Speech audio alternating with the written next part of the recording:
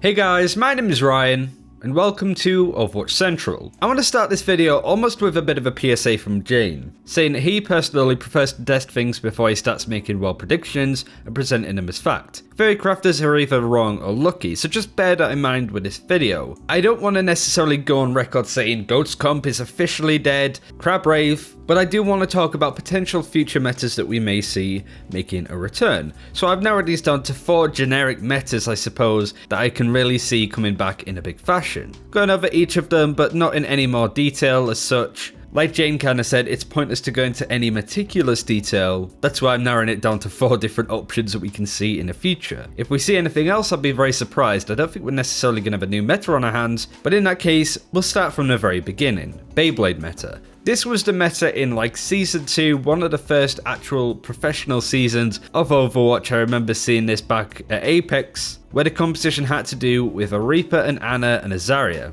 It was called the Beyblade meta because Nano Boost actually increased the damage and the speed of a character that was boosted. The main target was of course going to be Reaper in that case. Nano boosting a Reaper meant that he ran a lot faster, he would run in the enemy team, Death Blossom which would move a lot faster, do more damage, and generally just kill everything at that point. Ana then received a nerf, meaning that her nano boosted targets no longer moved as fast as they did, which meant that Beyblade meta went away and never returned. Up until now, at least potentially. Reaper's had some pretty significant buffs, and I think there's a lot of emphasis on d.va and Brigitte does nerfs especially, talking about how Guts Comp will eventually fall to the wayside because of these significant nerfs. There's a lot of discussion on how dangerous those nerfs are to Brigitte and d.va, but I still feel that there is an element of people overlooking Reaper to an extent. Reaper of course has a lot of huge weaknesses that certainly need highlighting. He's never been the strongest hero in the game by any stretch of the imagination, but I do feel that with this meta opening up and these pretty big buffs to Reaper going on alongside, it could very much tip the scales away from Goats Comp and towards running stuff like Reaper.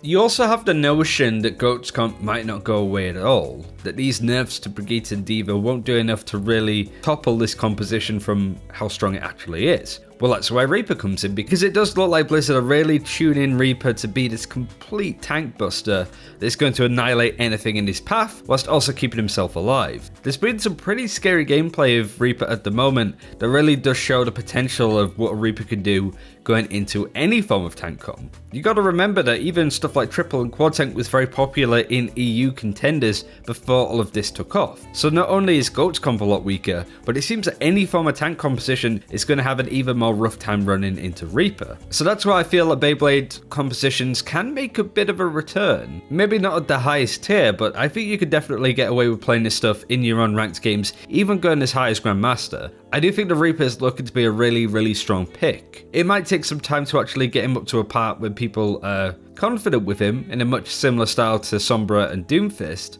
but there's a potential there, especially for Reaper and the Beyblade meta to make a return. Next up is the double sniper meta, and I feel this is probably the most obvious and likely answer to come out of these changes. Before Goats Comp, double sniper was the meta at hand, and the reason why Goats Comp came to be is because it's so good at being able to deal with compositions that A, rely on getting insta-kills with the Widow and Hanzo, but also aren't very good with contesting a point. So people went tanks and Brigitte because you can't really one-shot a Reinhardt. And also when you have all of those meaty targets running onto a point, a Widow making a Hanzo can't really contest it. So it just meant that Goats Comp kinda took over and double sniper fell away. But now that Goats Comp is looking a little bit weaker and people are more inclined to switch off of it potentially, we might see double sniper returning again. Widow and Hanzo are still really solid picks, they still have their times to shine when appropriate, but also with how Orisa interacts with Armor now being a lot stronger there, and Messi being a little bit better with the recent buffs that she's had, means that this composition is looking a lot stronger than it ever did before. Hell, even adding Ashe into the mix instead of a Hanzo or Widowmaker means that you might just have enough utility to keep yourself alive in those cases, especially with how Dynamite interacts with targets close together and trying to run into a choke. Bob too might be really good in that fashion, being able to contest a point when the rest of the team can't. As I said, this seems the more obvious answer to the question of what meta is going to happen next. But I wouldn't necessarily say that I expect this meta to completely take over. It was very popular in the pro scene if you remember, but I remember having Master Diamond games and not necessarily having to rely on double sniper all of the time. So it was very much a meta where a lot of stuff was flexible. It was only when you got into the high pro scene that that composition became a must pick. But that goes on nicely to number 3, Goats Comp. Yeah, I'm being serious, like, there's a lot of people saying that these changes aren't as drastic as they may look. The GOATS comp still, after all of these changes, might be just as popular as it was before. Obviously a lot weaker with the changes, but it might still be okay to run this composition and it might still be too difficult to take apart. Looking at some of the pros' responses and replies, that definitely seems to be the case. And I don't know how many times it's been so far with people online or content creators or Twitch streamers saying that GOATS is dead when they're looking at PTR changes to do with Brigitte, but then it turns out that it's just not the case and GOATS comp is still really good. Especially the recent Brigitte nerfs with her shield bash. A lot of players thought that would be the end of GOATS comp. It wasn't. So this still might be the case. We still might have GOATS comp being the more prominent universal composition. But I do want to highlight that, as I said with Double Sniper, I don't necessarily think that there's going to be a must-pick composition meta at the moment, which goes nicely onto point 4, dive comp. Dive comp is a really good example of what a composition and a meta should be. About a year and a half, dive comp was completely meta. You couldn't run anything else but Winston D.va, very high mobility DPS, Lucio, plus a Zen, Ana, whatever. Nowadays it's a composition that you can still use, it still has its effect, but only when it's the right time and place.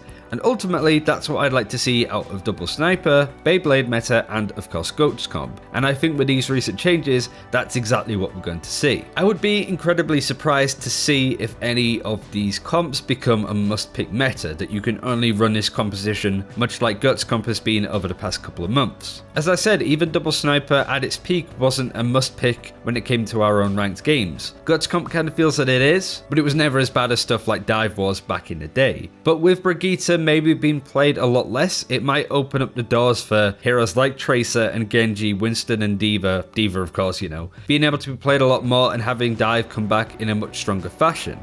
Then you have 3 main compositions almost dictating the meta: GOATS comp, Double Sniper, and then of course Dive, having an almost rock paper scissors vibe going on with it. I'm really excited to see what's going to happen. As a content creator, it is the most exciting time to look at a game like Overwatch, when pros and other players are trying to work out what's good, what's bad in a meta. So I am really excited to see exactly what happens, but as I said at the start of this video, this is just a little bit of theory crafting, but I do see the meta going in one of these directions. Hopefully the latter.